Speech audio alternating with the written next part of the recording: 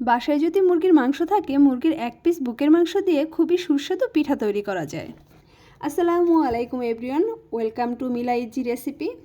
বাজার থেকে মুরগি কিনে এনে মুরগির বুকের মাংসে রেখে দেবেন। পরবর্তীতে সেই বুকের মাংস দিয়ে খুবই ঝটপটে এবং খুব কম সময়ের মধ্যে এই মজাদার পিঠা তৈরি করে নেবেন। আজকের ভিডিওটি আপনারা সম্পূর্ণ দেখবেন। ভিডিওতে আমি টিপস অ্যান্ড ট্রিক বলে দিব। আশা করি ভিডিওটি আপনাদের ভালো লাগবে।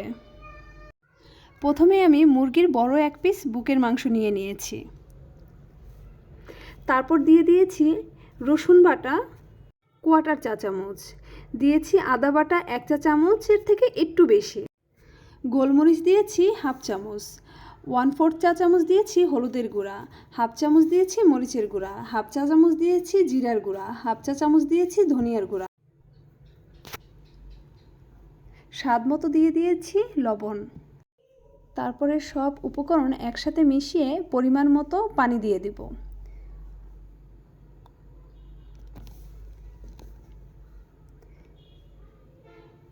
তারপরে ঢাকনা দিয়ে ঢেকে দিব, এটা সেদ্ধ হতে দিব।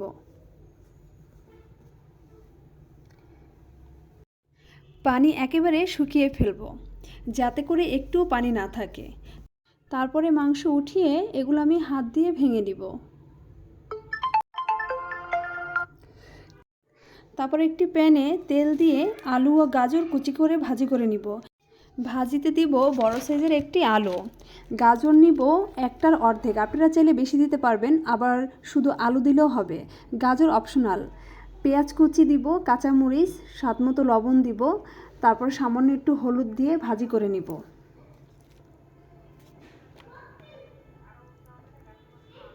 ভাজি হয়ে গেলে মাংসের পুর ভাজিতে দিয়ে দিব। আমার ভিডিও যদি আপনাদের ভালো লাগে, প্লিজ আমার চ্যানেলটি আপনারা সাবস্ক্রাইব করবেন। সবশেষে ধনিয়া পাতা দিয়ে উঠিয়ে নিব।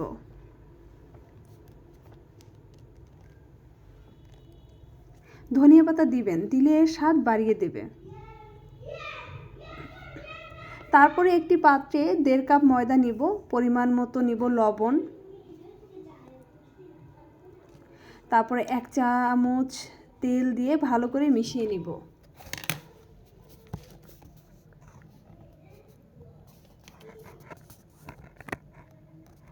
তারপরে 1 কাপ ফুটন্ত গরম পানি দিয়ে ডোটা বানিয়ে নিব।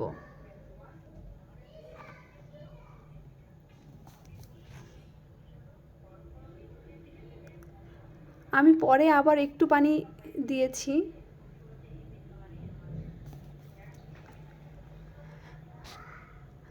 আমাকে যারা দেখছেন, কোথা থেকে দেখছেন কমেন্ট করে জানাবেন।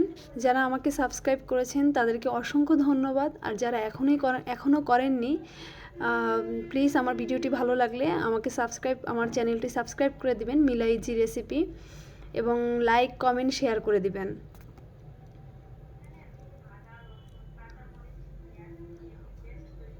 তারপর ভালো করে ডোটা মেখে 10 মিনিটের জন্য রেস্টে রেখে দিব।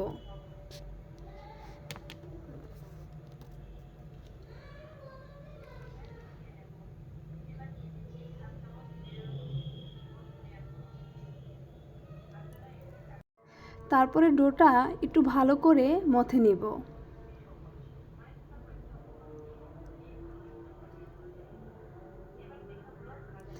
তারপরে আমি এগুলো রুটির মতো করে বেলে নিব।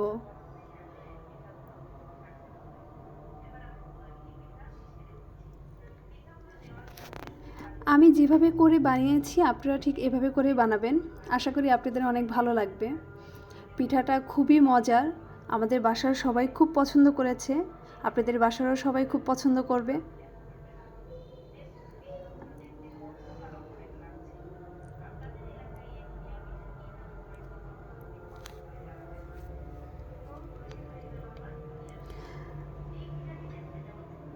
রুটিটা একেবারে পাতলাও করবেন না, আর একেবারে মোটাও করবেন না।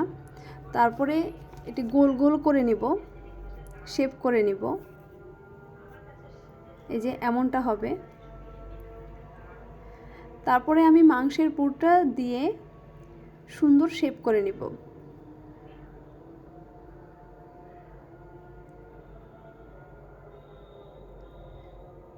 সবগুলো পিঠা আমি এভাবে করে বানিয়ে নিয়েছি।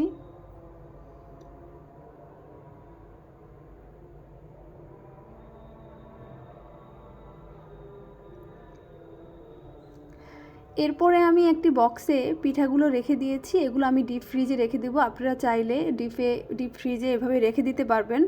পরবর্তীতে যখন খেতে ইচ্ছা করবে বের করে ভেজে নিয়ে খেতে পারবেন। আমি ফ্রিজে রেখে দিয়েছিলাম, এখন বের করে শুধু ভেজে নিব।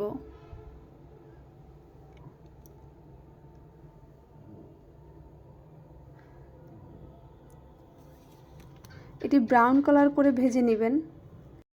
মিডিয়াম টু লো আছে ভেজে নেবেন। এই তো দেখেন কত সুন্দর হয়েছে, পিঠাটা খুবই মচমচে হয়েছে, খেতেও খুবই ভালো হয়েছে, কালারটাও খুব সুন্দর হয়েছে।